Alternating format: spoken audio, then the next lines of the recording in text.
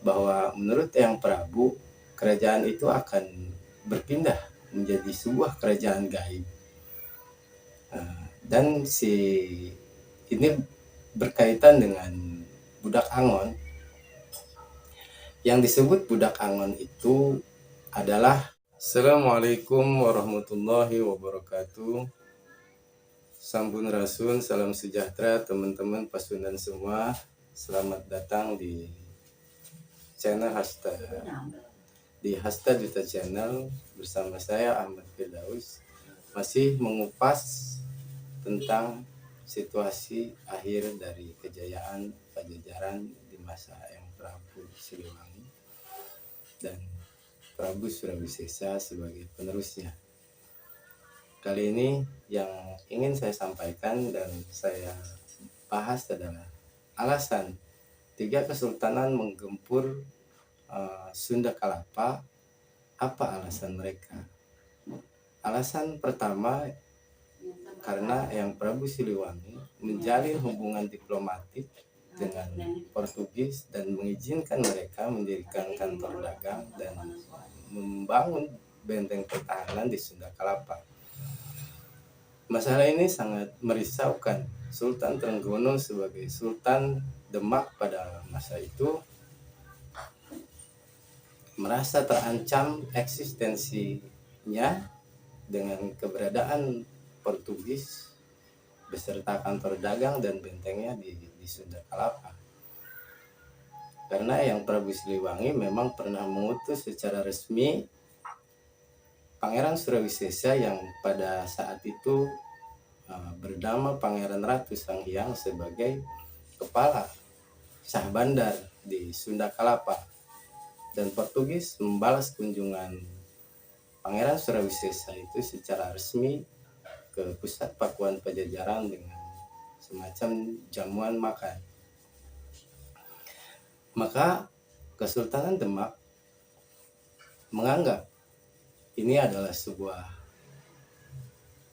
maklumat perang terhadap mereka.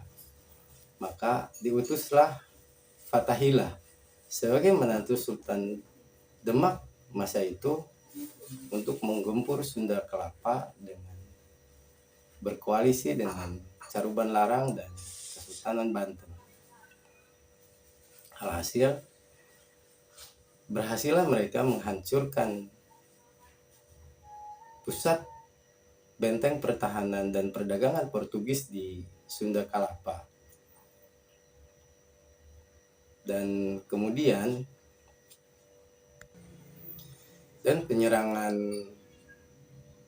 terhadap Sunda Kalapa itu terjadi ketika yang Prabu Siliwangi sudah wafat dan pemimpin baru Surawisesa baru menjabat beberapa waktu. Terjadilah gempuran terhadap Sunda Kalapa yang dimotori oleh Kesultanan Demak. Pada saat itu adalah Sultan Trenggono.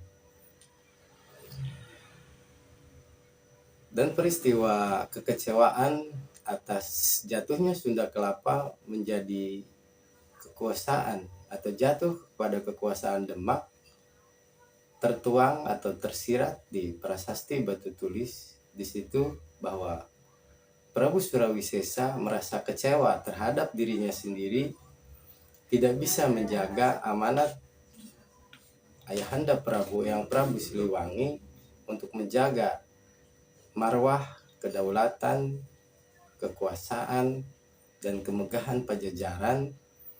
Itu satu demi satu bandar atau pelabuhan di utara Pulau Jawa satu persatu jatuh ke tangan Kesultanan Demak. Di sebelah barat juga dikuasai oleh Kesultanan Banten, juga atas bantuan dari Kesultanan Demak. Alhasil kerajaan Pakuan Pajajaran atau Sunda Galuh sudah terkurung secara ekonomi, terkurung secara teritori kelautannya. Jadi jalan satu-satunya memang maka Yang Prabu harus membuat perjanjian dengan kerajaan yang angkatan lautnya kuat, yaitu Portugis.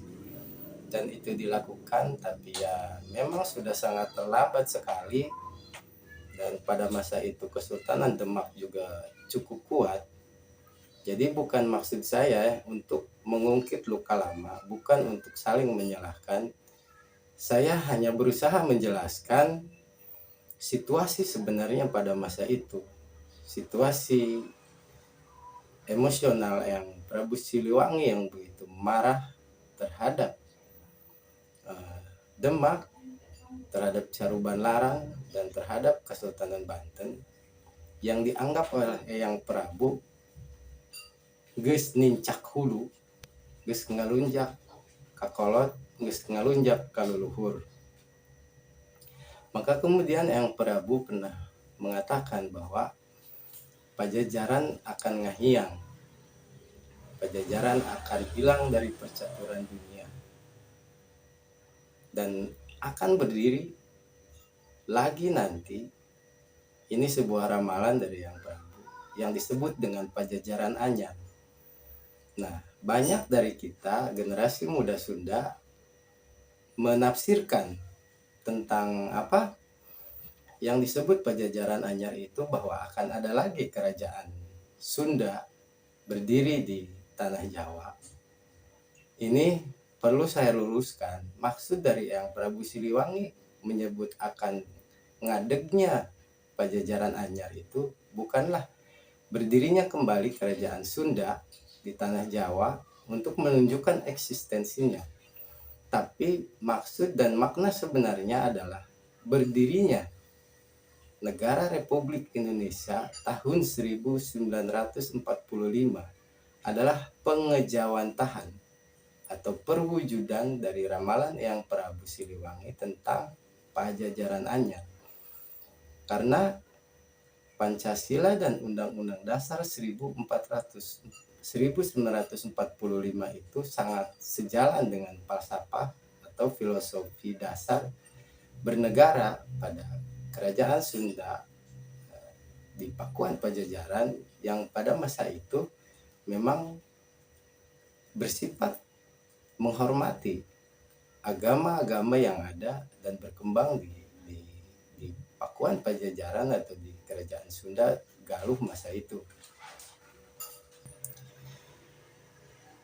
Baik, kemudian yang ingin saya sampaikan atau paparkan lagi yaitu tentang masih wangsit Eyang Prabu Siliwangi yang mengatakan juga bahwa Pajajaran bakal ngahiang, bakal leungit di percaturan dunia, artinya akan sebenarnya hilang secara otoritas kerajaan, wujud kerajaan, sistem kerajaannya semuanya benar-benar memang tidak ada. Jadi kita anak cucunya sulit untuk melihat bukti fisik sebagai bukti bahwa dahulu ada yang disebut kerajaan Sunda Galuh di Pakuan Pajajaran, kerajaan yang begitu besar, kerajaan yang begitu hebat, gagah perkasa, kemudian hanya menjadi sebuah mitos dan legenda bahwa menurut Eyang Prabu kerajaan itu akan berpindah menjadi sebuah kerajaan gaib. Dan ini berkaitan dengan Budak Angon. Yang disebut Budak Angon itu adalah